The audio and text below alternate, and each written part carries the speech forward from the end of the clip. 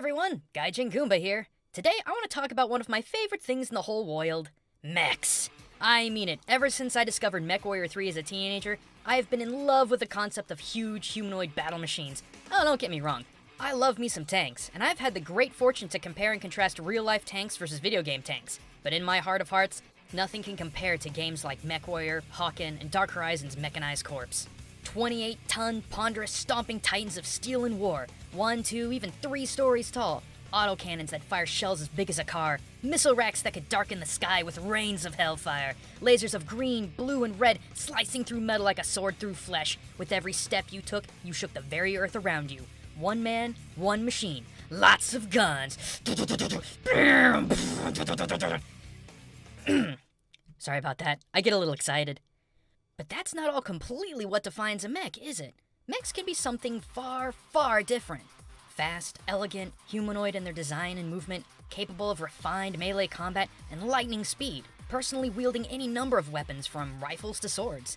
In a very real way, a mech can resonate within it the very soul of its pilot. So the question I have for you, my friends, is how can we have two things that are so juxtaposed to each other be classified under the same genre of gaming? Seriously, on one hand, you essentially have gargantuan slow-moving tanks with feet, and on the other, you have humanoid machines that move as fast as sound, and move so precise it would make the Pan-Pacific Defense Corps hang their heads in shame. Well, like most things I talk about on this channel, it's the culture of our nations, particularly the war culture, that has shifted and changed the concept of what a mech truly is. But to understand why this phenomenon exists, let's go back in time and look at just how mech games developed between the US and Japan. Based on the popular 1984 tabletop turn-based combat game known as BattleTech, America got its first taste of true mech gaming combat in 1989 with the release of MechWarrior, a first-person shooting game that defied the genre by giving the player a multitude of things to manage.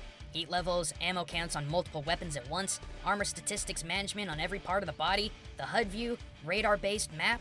Although it seems primitive today, for an 80s DOS game, this was incredibly complicated, and it only got bigger. As the PC gaming franchise evolved into bigger and better graphics, so too did the amount of management required to pilot a mech.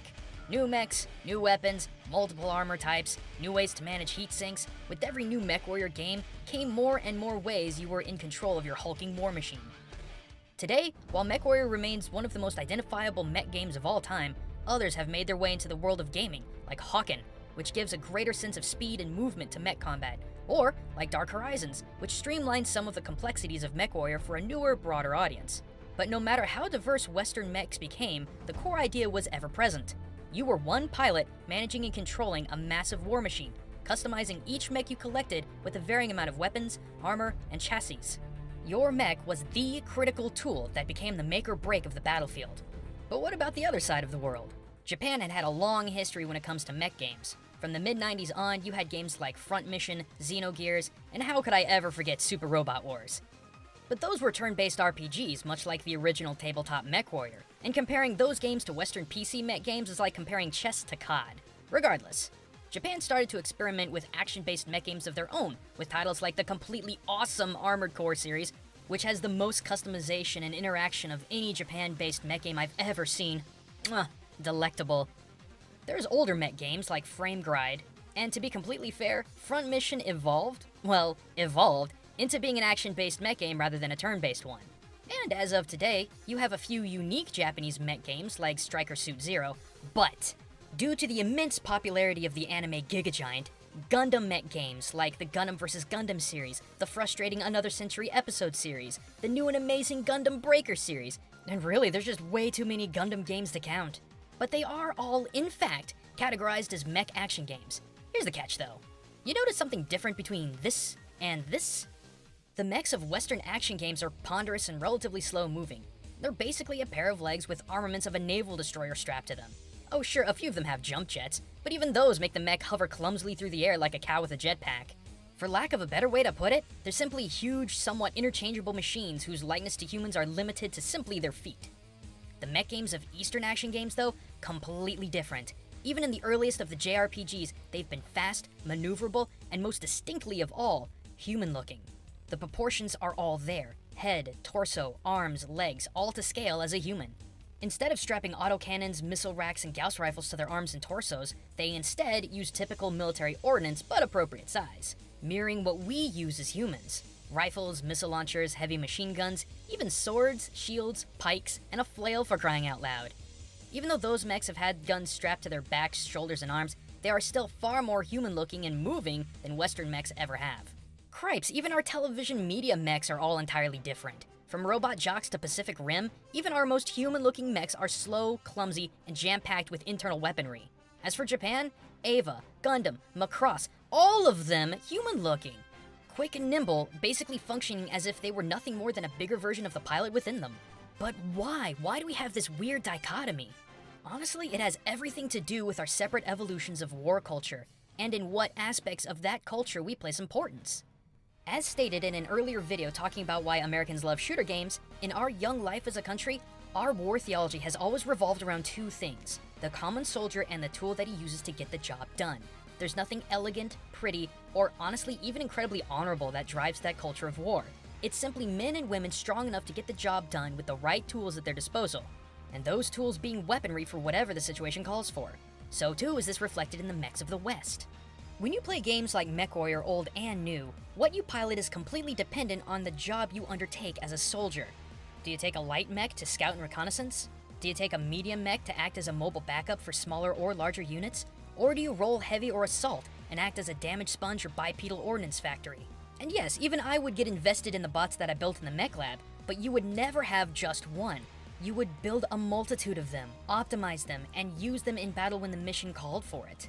As for the East, Japan specifically, much of their war culture stems from oneness of themselves and their weapons. A samurai's katana could have a lineage of 100 years being in the hands of a warrior's ancestor.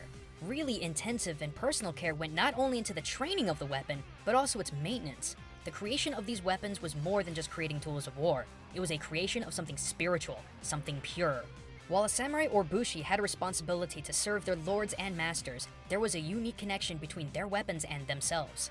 So too is this reflected in the mech games of Japan. Eastern mechs are more than just stomping cannons. Their movement, fighting capacity, and even their appearance are modeled after their pilot, and their pilot will have a unique relationship with their mech. Whether it's a Gundam, a Gear, or even a Skell, mechs of the East are unique to their pilot, and that's why the definition of a mech and mech games is so different. You know what's crazy though? I've been sitting here for a while talking about how mechs in video games are reflections of culture, but what I bet you didn't know is that this concept has officially bled into real life. No joke, there is a rivalry going on right now. The US-based Megabots team with their mech, simply known as Megabot Mark II, has called out for a fight with the Japanese team at Suidobashi and their mech called Kuratas, and Suidobashi accepted. The Megabots team opened a Kickstarter and merchandising to get the funding they needed to have the best in American robotics, with some pretty substantial success, where the Suidobashi heavy industry team have made do with the resources they have. Come June of 2016, we're gonna see these two titans go at it head to head. But have you guys noticed something? The Megabot Mark II is exactly like something we would see out of MechWarrior. Though lacking in legs, it's massive, heavily armed, likely slow-moving, and overall makes itself out to be a titan more than anything. But the Kuratas?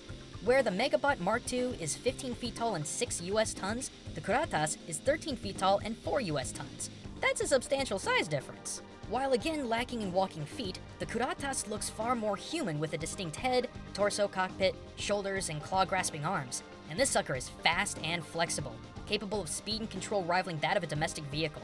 Sure seems like it could outpace the Megabot. Man, doesn't that all sound familiar? There's just no denying the cultural inspiration behind the machine. From video games to real life, the future of mechanized combat is still influenced by the oldest of military culture. But speaking of the great robot battle between Megabot Mark II and the Kuratas, who do you think is gonna win? Will the heavily armed Megabot come out on top, or will the cunning Kuratas rule the day? Cast your vote and I'll let you know next episode. Last time though, I asked you if the terrifying Krampus was really a bad guy or just a regular Joe trying to do his job. Out of 3,780 of you, 2,778 said that they were A-okay with the Horned Devil of Christmas. And I'm sure the guy thanks you for that. I'm not sure though if that'll get you out of a whipping come next Christmas, so you better be good. If you want to have a look at those tank and shooter game videos I mentioned earlier, click here or the links in the description to check those out. But until next time everyone, this is Gaijin Goomba signing out.